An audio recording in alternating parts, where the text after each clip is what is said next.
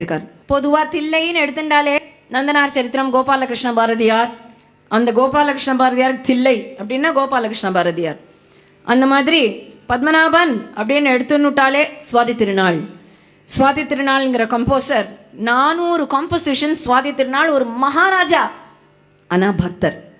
ராஜா பக்தனா இருந்தா எவ்வளவு தர்மப்படி அரசாட்சி புரிய முடியுங்கிறதுக்கு ரோல் மாடல் சுவாதி திருநாள். ஒரு அரசாட்சி புரியறதுக்கு பக்தனா இருந்து அரசாட்சி பண்ணினா அந்த கவர்மெண்ட் எப்படி இருக்கும் அப்படிங்கிறதுக்கு இவர் ஒரு ஐடியல் கிங், ஐடியல் ரூலராக இருந்திருக்கார். பக்தி மஞ்சரி அப்படிங்கிற ஒரு கிரந்தத்தில் 1000 ஸ்லோகம் சுவாதி திருநாள் ஹேஸ் கம்போஸ்ட் ஆன் வாட் பக்தி இஸ் ட்ரூலி.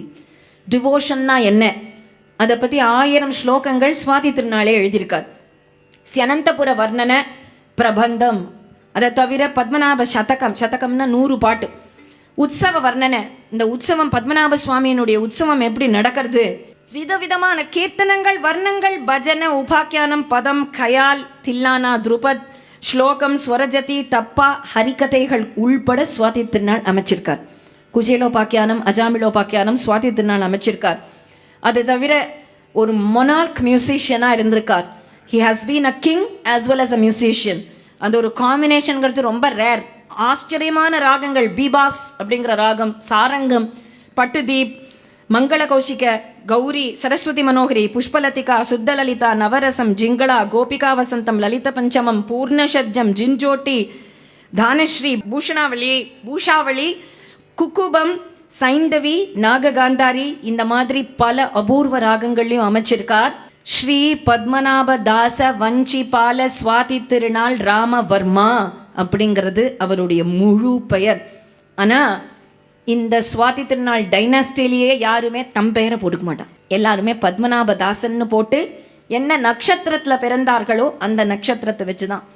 உத்திராடம் திருநாள், மூலத்தில் பிறந்தா மூலம் திருநாள், அந்த மாதிரி சுவாதி நட்சத்திரத்தில் பிறந்தார்.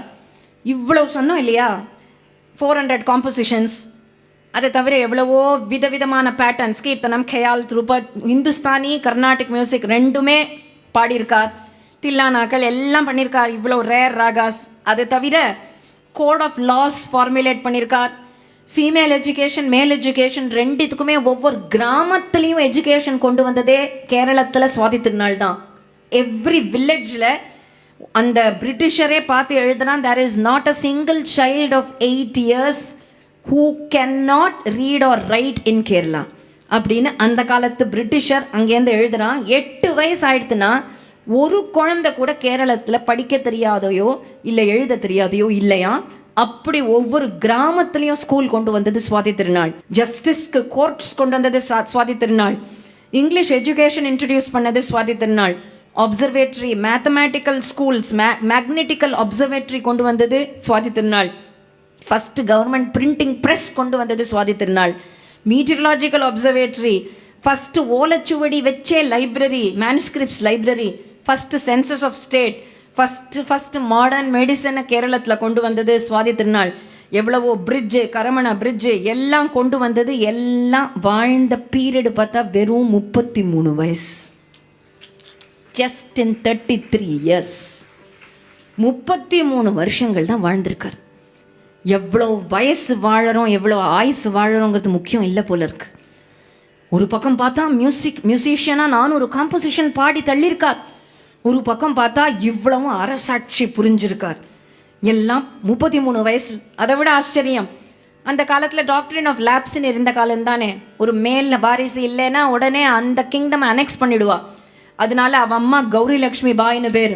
வயத்தில் அந்த குழந்தை இருக்கும்போதே இவன் தான் அடுத்தது திருவனந்தபுரத்துக்கு ராஜா அப்படின்னு கர்ப்பத்தில் இருக்கும்போதே அனௌன்ஸ்மெண்ட் பண்ணிட்டாலும். கர்ப்பஸ்ரீமான் அப்படின்னு பேர். எங்கேயாவது பிரிட்டிஷர் எடுத்துன்ற போகிறாளே அந்த கிங்டமை, கர்ப்பஸ்ரீமான் அனௌன்ஸ் பண்ணி 4 மாதம் குழந்தைக்கு தலை நின்று இருக்குமா நிற்காதான்னு தெரியாது. அந்த 4 மாத குழந்தைய சிம்மாசனத்தில் உட்காத்தி வச்சு ஈஸ்ட் இந்தியா கம்பெனியும் சேர்த்து அரசாட்சி புரிய வேண்டிய கடமை இவனுக்கு அப்படின்னு ஈஸ்ட் இந்தியா கம்பெனிக்காரால் வச்சுட்டே சொல்லி அனௌன்ஸ்மெண்ட் பண்ணியிருக்காருன்னா அந்த கௌரி லக்ஷ்மி பாய்க்கு எவ்வளோ ஒரு தைரியம் இருந்திருக்கணும்.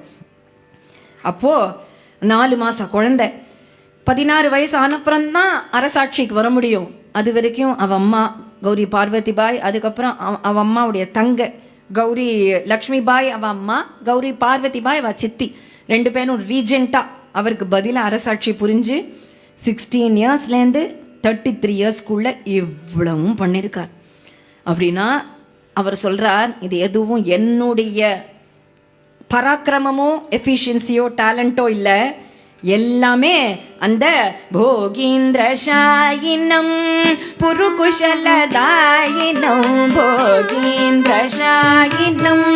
புருகுஷலதாயினம் புருஷம் சாஸ்வதம் கலயே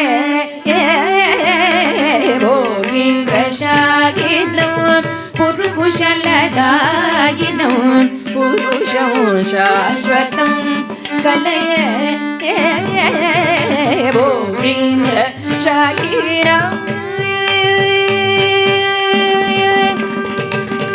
வாகீஷ கௌரீஷ வாகீஷ கௌரீஷ வாசவாக்யமர பரி வாகீஷ கௌரீஷ வாச